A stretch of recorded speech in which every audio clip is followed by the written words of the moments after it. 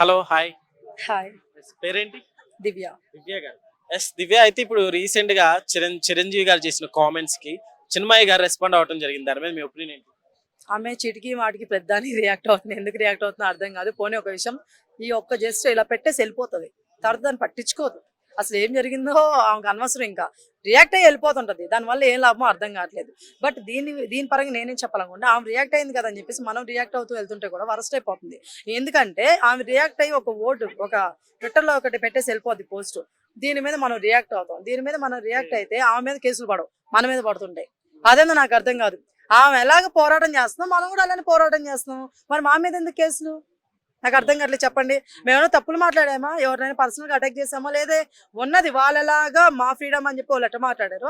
So freedom అంటే ఇది కదని ఇది అని చెప్పేసి మనం కూడా చెప్పడం జరుగుతుంది. అలాంటప్పుడు ఈ పోలీస్ కేసులు ఎందుకు, ఇవన్నీ ఎందుకు? ఇంకో విషయం ఏంటంటే, పెద్దానికి ఎందుకు పిన్ చేసి ఉంటారు ఒక పర్సన్ని? మీరు మెగాస్టార్ గారి మీద కూడా పడిపోయారు ఆఖరికి. అంటే ఏమనుకోవాలి నాకు అర్థం కావట్లేదు. ఆయన చెప్పిందంటే ఎక్కడ తప్పు ఉంది?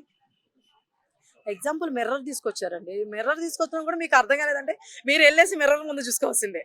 అర్థమవుతుందా? అక్కడ ఆయన ఏం చెప్తున్నారు, మీరు స్ట్రిక్ట్ గా ఉంటే క్యాస్టింగ్ కోచ్లు జరగవు కదా, మీరు లేనప్పుడు ఇట్లానే ఉంటాయని అంటున్నారు. అంటే ఇప్పుడు కొంతమంది అనొచ్చేమో, అంటే ఇప్పుడు మాకు ఛాన్సులు అవసరం అండి, మేము ఇస్తామండి.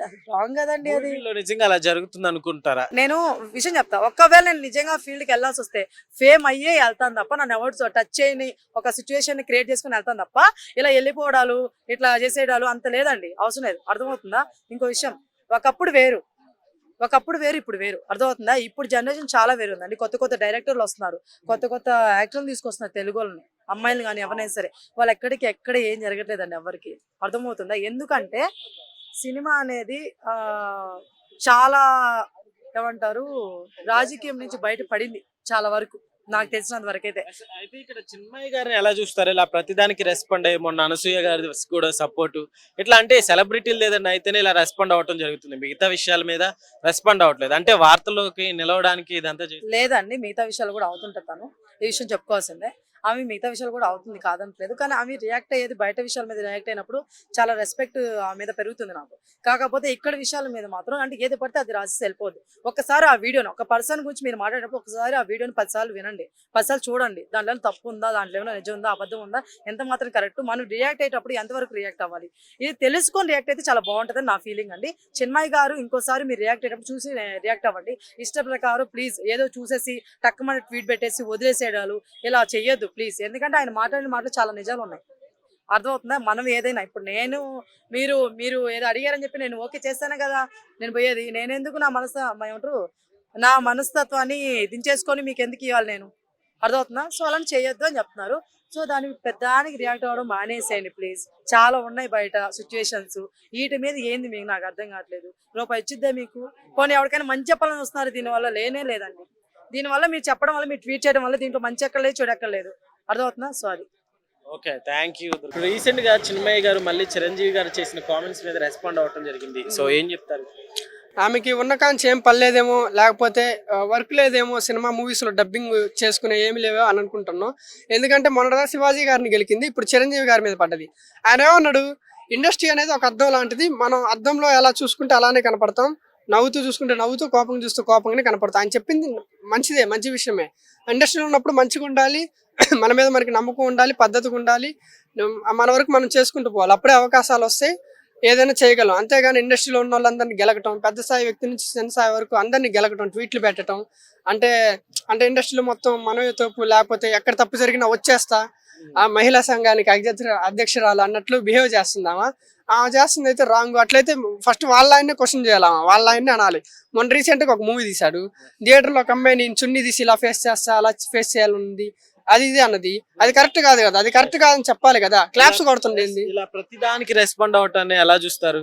అంటే ఇప్పుడు ఏదో ఒకటి వార్తలు ఉండాలని ఉద్దేశంతో నేను అదే అనుకుంటున్నా. అంటే ఖాళీ ఉందేమో ఇంట్లో, కనీసం సోషల్ మీడియాలో కనపడాలి, ఎవరో ఒకరిని గెలికి అనే ఉద్దేశం ఉందేమో అనుకుంటున్నాను. ఎందుకంటే ఆమెకు నిజంగా ఇండస్ట్రీ మీద లేదా సొసైటీ మీద అంత ప్రేమ ఉన్నప్పుడు వచ్చి సేవ చేయమను, ప్రతి దాని మీద స్పందించమను. చాలా జరుగుతున్నాయి కదా బయట, కొన్నిటికే స్పందిస్తుంది, లేదా ఇండస్ట్రీలో కొంతమంది వ్యక్తుల్ని టార్గెట్ చేసి మాట్లాడుతుంది. వాళ్ళు ఏం తప్పు మాట్లాడారు? శివాజీ గారు కానీ చిరంజీవి గారు కానీ ఏం తప్పు మాట్లాడారు? వాళ్ళ మీద రియాక్ట్ ఎందుకు అవుతుందామా? అట్లా చిరంజీవి గారు చేసిన కామెంట్స్ లో ఏమన్నా తప్పు ఉందంటారా? తప్పేం లేదు, ఆయన మంచిగా చెప్పాడు. ప్రతిసారి ఆయన మూవీస్ ఈవెంట్లో కావచ్చు లేదా ఏ ఈవెంట్ జరిగినా ఆయన ఒక మోటివేషన్, కొత్త వాళ్ళకి ఎంకరేజ్మెంట్కి ఒక మాట చెప్తూనే ఉంటాడు. కొత్త వాళ్ళకి అవకాశం ఇవ్వడం, ఆయన మూవీలో పెట్టుకోవడం చేస్తూనే ఉంటాడు. ఆ విధంగా ఒక మంచి చెప్పాలని ప్రయత్నించాడు. ఏమికి మరి అది ఎందుకు నచ్చలేదు, ఆమెకి ఏం తప్పు కనిపించిందో తెలియదు కానీ రియాక్ట్ అయింది. మూవీ ఇండస్ట్రీలో మీరు కూడా వర్క్ చేస్తారు కదా, సో మీకు ఎప్పుడైనా అలా అనిపించిందా? మాకేం అనిపించలేదండి. మేము అంటే ప్రతి ఏ హీరో ఏది చెప్పినా ఒక మోటివేషన్గా అది మంచి విషయంగా తీసుకుంటాం. అది ఒక ఇన్పుట్ లాగా తీసుకొని మేము డెవలప్ అవ్వాలని ట్రై చేస్తాం కానీ దాన్ని బ్యాడ్గా ఆలోచించాం, బ్యాడ్గా థింక్ అసలు చెయ్యం. Okay brother, thank you. Hello brother, hi.